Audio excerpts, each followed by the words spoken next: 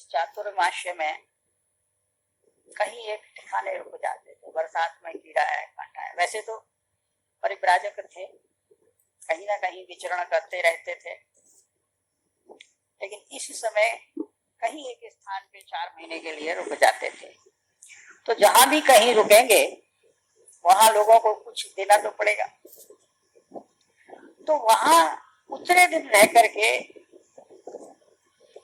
शास्त्रों का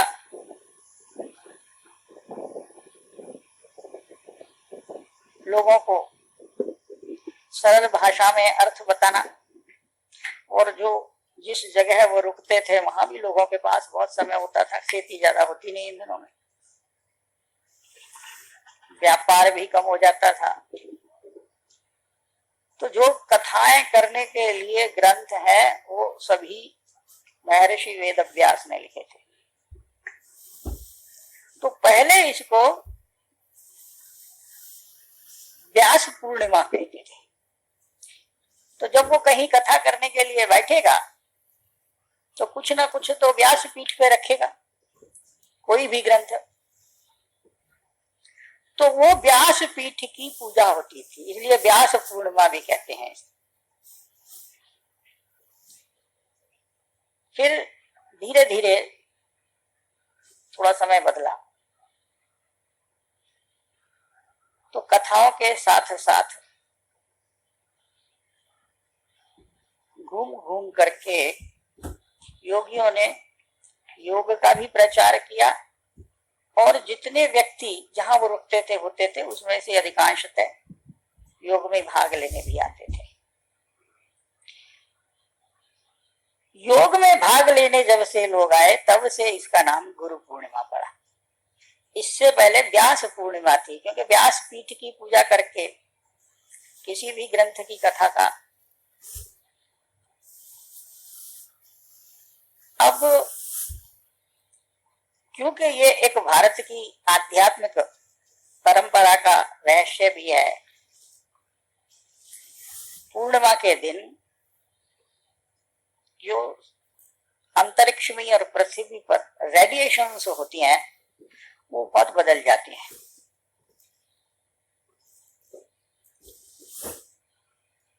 पूर्णिमा के दिन अगर और रात्रि में लोगों ने गौर नहीं किया है, अगर करेंगे तो देखेंगे कि दुख बहुत कम महसूस होता है,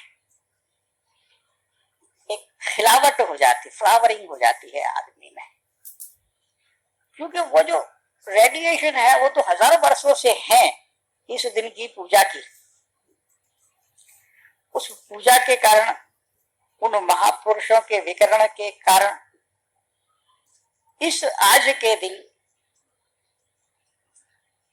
जो वातावरण होता है वो और दिनों की अपेक्षा सबसे कम तनाव वाला होता है। अगर गहराई से हम अपने जीवन में ही देखें तो और दिन हमें जितनी मानसिक समस्या रहती हैं आज के दिन बहुत कम रहेगी। यद्यपि पागल होने का भी आज ही का दिन होता है।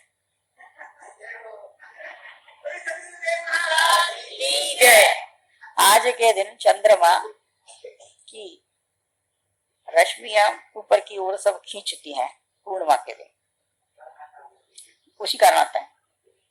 तो जिस तरह से समुद्र के पानी में ज्वार भाटा होता है उसी तरीके से पानी समुद्र का जिस रेशो में है उसी रेशो में हमारे शरीर का पानी है।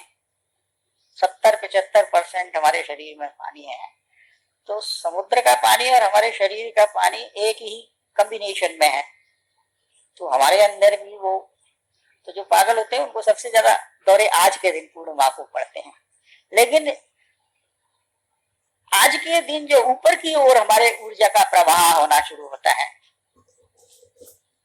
एटमॉस्फेयर की रेडिएशन, अगर हमारा प्रयत्न हो तो ठीक है, नहीं है तो भी महापुरुषों की रेडिएशन वो ऊपर की ओर मनुष्य को धकेलती है। जैसे उसकी शक्ति ऊपर की ओर जाएगी उसके अंदर एक फ्लावरिंग होती जाती है, उससे न तो उसे उस दिन दुख होता है ना कोई मानसिक पीड़ा होती है, एक अजीब सा माहौल बड़े आनंद का, प्रसन्नता का। सुखी रहने का, वो सारा ही एटमॉस्फेयर में ऐसा हो जाता है।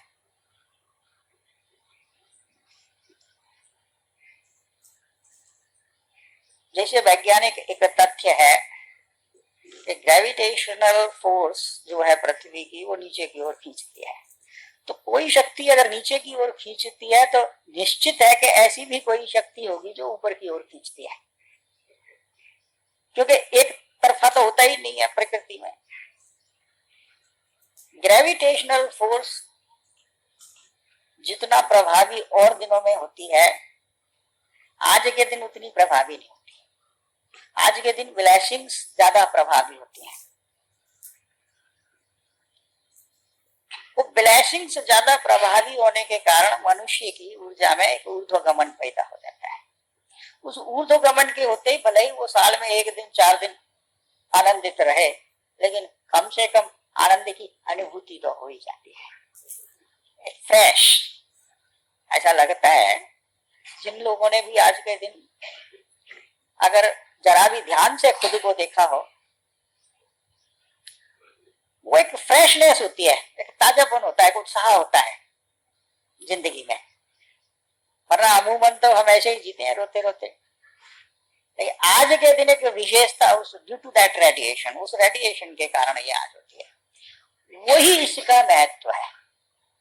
अच्छा, वैसे भी गुरु जो है वो तो एक माध्यम होता है जिसमें से परमात्मा बहता है।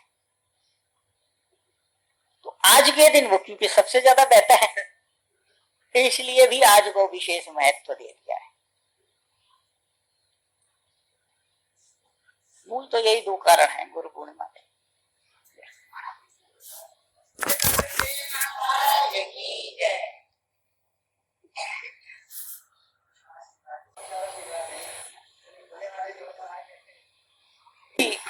आज का दिन आशीर्वाद ही होता है।